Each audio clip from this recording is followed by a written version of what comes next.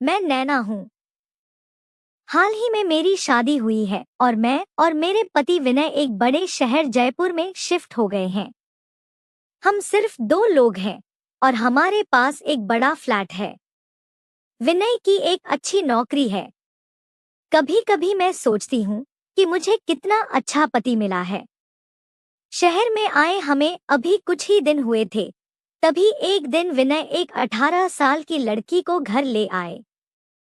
उन्होंने कहा, ये गरीब है और इसे काम की जरूरत है। मैंने कहा, ऐसा क्या काम है जो मैं अकेले नहीं कर सकती? लेकिन उन्होंने कहा, ये यहीं रहेगी और घर के कुछ काम करेगी। मैंने मना किया और कहा, किसी अजनबी जवान लड़की को इस तरह घर में रखना मुझे समझ में नहीं आ रहा। लेकिन विनय ने मेरी बात नहीं मानी और उसे घर में रहने की अनुमति दी। रात में मैंने सोचा कि विनय से इस बारे में बात करूं, लेकिन जब मैं कमरे में गई तो वह अपने लैपटॉप पर एक मीटिंग में व्यस्त थे। जैसे ही मैंने दरवाजा खोला, उन्होंने इशारे से मुझे चुप रहने को कहा। मैं बिस्तर के एक कोने में सोने चली गई। सुबह करीब 7 बजे मेरी नींद खुली और मैंने देखा कि विनय बिस्तर पर नहीं है।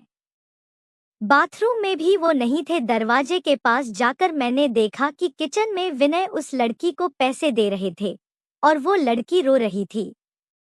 वह उसे चुप करा रहे थे और फिर बिना मुझसे मिले बाहर मेन डोर से चले गए।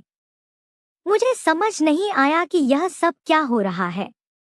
घबराहट होने लगी और मेरे मन में अजीब अजीब ख्याल आने लगे। मैंने खुद को दिलासा दिया कि शायद मैं गलत सोच रही हूँ। मैं बेडरूम से बाहर आई और उस लड़की ने मुझे देखते ही अपने आंसू पोंछ लिए। उसने कहा, मैडम, साहब ने कहा है कि वह आज शहर से बाहर जा रहे हैं मीटिंग के लिए। कल शाम तक लौट आएंगे। आप सो रही थी, इसलिए उन्होंने आपको उठाया नहीं। मेरा उससे बात करने का मन बिल्कुल नहीं था, इसलिए मैंने उसकी तरफ देखा भी नहीं और फिर अपने बेडरूम में वापस आ गई। शादी को सिर्फ 1 महीना ही हुआ है और अब मैं अपने पति के बारे में तरह तरह की बातें सोचने लगी। लेकिन उन्होंने मुझे सोचने की वजह भी दी थी। एक तो ये लड़की जिसे वो मेरे मना करने के बावजूद घर लाए और फिर उसे पैसे भी दे रहे थे। मैंने सोचा कि एक बार फोन पर विनय से बात कर लूं, लेकिन जब मैंने फोन लगाया तो उनका फोन स्विच ऑफ था। यह पहली बार था जब उनका फोन बंद आया था और अब मेरा सिर और भी चकराने लगा। इतने में वह लड़की कमरे में चाय लेकर आई। उसने कहा, मैडम, चाय। मैंने उससे पूछा, तुम्हारा नाम क्या है? उसने कहा, मेरा नाम किरण है। उसके पास फोन था और अचानक उसका फोन वाइब्रेट होने लगा। वह जल्दी से फोन लेकर कमरे से बाहर चली गई। मुझे दूर से सुनाई दिया कि उसने कहा, मैं आ रही हूँ। फिर वो मेरे कमरे में आकर बोली, मैडम, मुझे कुछ जरूरी काम आ गया है, मैं 2 घंटे में वापस आ जाऊंगी। इतना कहकर वह चली गई। मैंने सोचा, क्यों ना उसका पीछा करूं। मैंने फटाफट कपड़े बदले और उसके पीछे हो ली। वह मुझे हमारी बिल्डिंग के नीचे दिखाई दी। उसने एक रिक्शा लिया और मैंने भी एक रिक्शा लेकर उसका पीछा किया। रिक्शा एक छोटी सी गली में रुका और वह पैदल चलने लगी।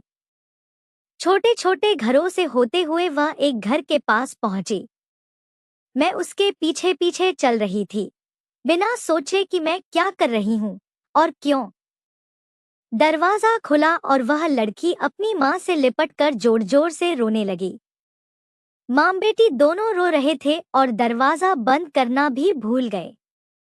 मुझे लगा कि अब मुझे आगे बढ़कर बात करनी चाहिए। मैं उनके सामने गई। लड़की ने मुझे देखा और बोली, मैडम, आप यहाँ?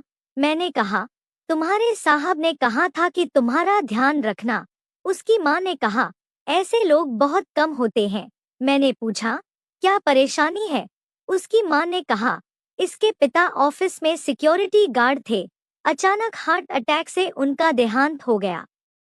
इसका एक भाई है जो शराब और जुए का आदी है। वह कोई पैसा नहीं छोड़ता था। जब मैंने आपकी मदद के लिए साहब से संपर्क किया तो उन्होंने हमारी मदद की और कहा कि इस लड़की का यहाँ रहना सुरक्षित नहीं है, इसीलिए वो इसे आपके घर ले आए। मैं यह सब सुन ही रही थी कि विनय का फोन आया। उन्होंने कहा, मेरा फोन रात में चार्ज नहीं था, इसलिए स्विच ऑफ हो गया था। तुम कहाँ हो? मैंने कहा, मैं किरण के घर पर हूँ। विनय ने कहा, मैं तुम्हें बताने ही वाला था, लेकिन मीटिंग की वजह से लेट हो गया और तुम सो गई थी। मुझे जो सही लगा मैंने वही किया। मैंने कहा, आपने बिल्कुल सही किया। इसके बाद मैं लड़की को लेकर अपने फ्लैट लौट आई और अब मैं उसे और अपने पति दोनों को पहले से भी ज्यादा प्यार करती हूँ।